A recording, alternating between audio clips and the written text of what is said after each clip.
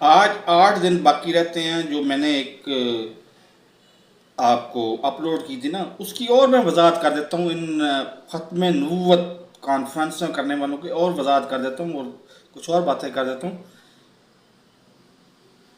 ایک میرا ایک مطلب جاننے والا آن لائن فرینڈ ہے، اس سے زیادہ میرا نہیں ہے وہ فرینڈ، وہ کہیں امریکہ میں رہتا ہے یا یونائٹڈ یو کے میں رہتا ہے۔ وہ آن لائن باتیں کر رہا تھا، فرق صرف اتنا ہے کہ وہ پیچھے بیک اس کی بھی چنیوٹ کی ہے اور میں سرگودا کا رہنے والا ہوں۔ اس حوالے سے سرگودا سے ربوہ قریب ہی ہے، تو اس حوالے سے اس سے بحث مباحثہ ہوتا رہتا ہے۔ اس نے ایک سوال ریز کیا کہ پاکستان میں دو فرقے ہیں، یہ تو میں ذاتی طور پہ جانتا ہوں کہ دو فرقے ہیں، ایک ماڈل ٹاؤن میں ان کا ہیڈ آفس ہے اور ایک گڑی شاہو میں۔ گڑی شاہو والے فرقہ وہ الگ ہے، وہ لاہوری گروپ کہلاتا ہے اور وہ اسی مطلب غلام احمد قادیانی کو اپنا نبی مانتے ہیں۔ اب وہ فرقہ تو ٹھیک ہو گیا، وہ تو کافر ہے، وہ تو سمجھ آ گئی۔ لیکن یہ جو ماڈل ٹاؤن والے ہیں یہ تو کہتے ہیں کہ امام مہدی جو ہے نا وہ ہے غلام احمد قادیانی۔ یہاں پہ پھر میں وضاحت کر دوں کہ میں سنی بریلوی مسلمان ہوں، میرے اوپر فتوے نہ ٹھوک دینا۔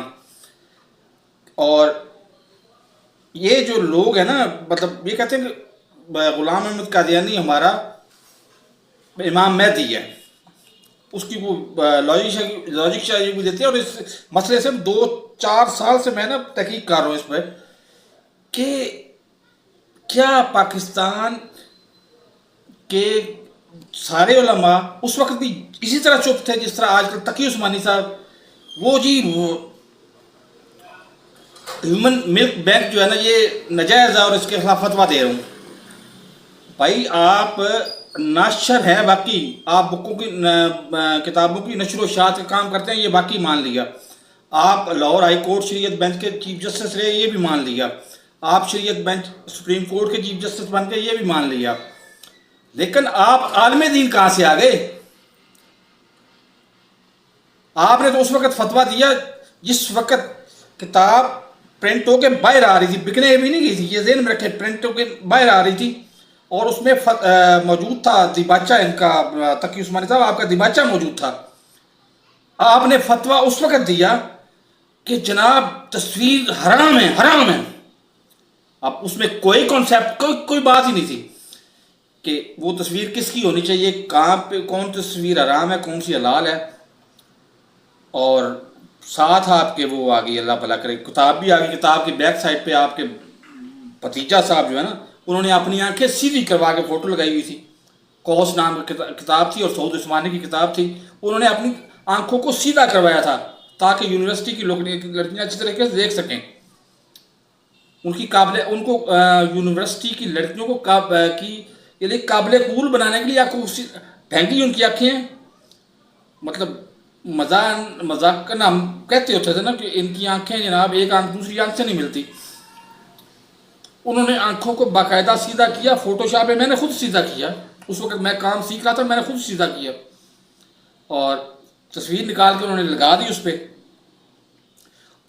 ادھر سے کتاب آ رہی ہے، ابھی ذہن میں کہ کتاب بکنے نہیں گئی، ادھر سے وہ کہتے ہیں فتویٰ آ رہا ہے، اور فتویٰ آنے کے فوراً بعد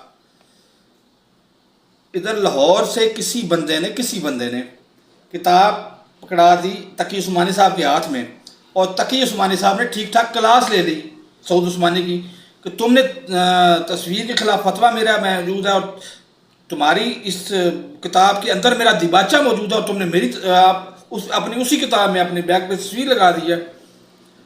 وہ معذرت کے ساتھ وہ تصویر والی کتاب ہی بکی، پہلا ایڈیشن تصویر والی کتاب کے ساتھ ہی بکا، اور اس قسم کے فتوے تو اور آپ نے خود رجوع کر لیا۔ ایک دفعہ وہ مجیب الرحمان شامی صاحب غالباً تھے، آپ لاہور آئے، تشریف لے آئے، اور ادھر ادھر موڑ سمنا بات کے آگے جا کے نا یہ آپ سعود عثمانی کے گھر نہیں ٹھہرے تھے، آگے جا کے نا ایک اور تھے ان کے سعود عثمانی کا سسرال تھا، بنتا تھا، وہ رشتہ دار تھے آپ کے، ان کے گھر آپ ٹھہرے ہوئے تھے۔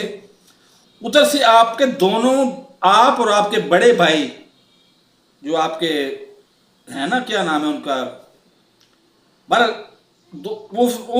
وہ بڑے بھائی جو ہے نا وہ اس وقت مفتی اعظم پاکستان تھے.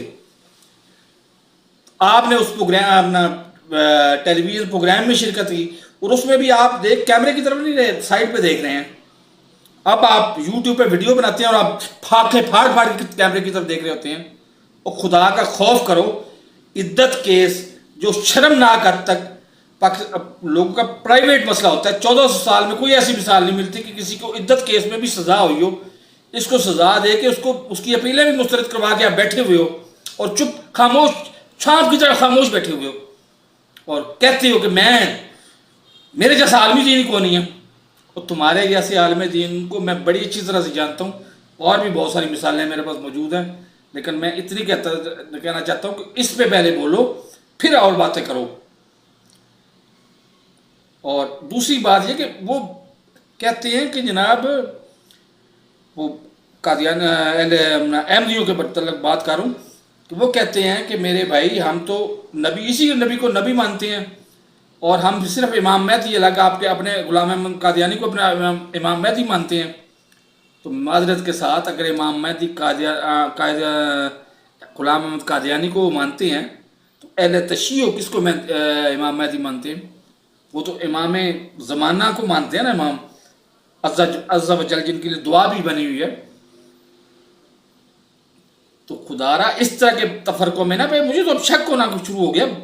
فرینکلی اسپیکنگ میں عام عوام کا باندھا ہوں اور عام عوام سے بات کر رہا ہوں کہ کیا انہوں نے یہ جو 1973 میں جب قانون بنا کہ یہ احمدی کافر ہیں اور 73 کے آئین میں ہے نا احمدی کافر ہیں, اس وقت بھی تو سارے کے سارے آپ کے ساتھ مفتی محمود وغیرہ یہ سارے کے سارے وہ تھے جو پاکستان بنانے کے خلاف تھے.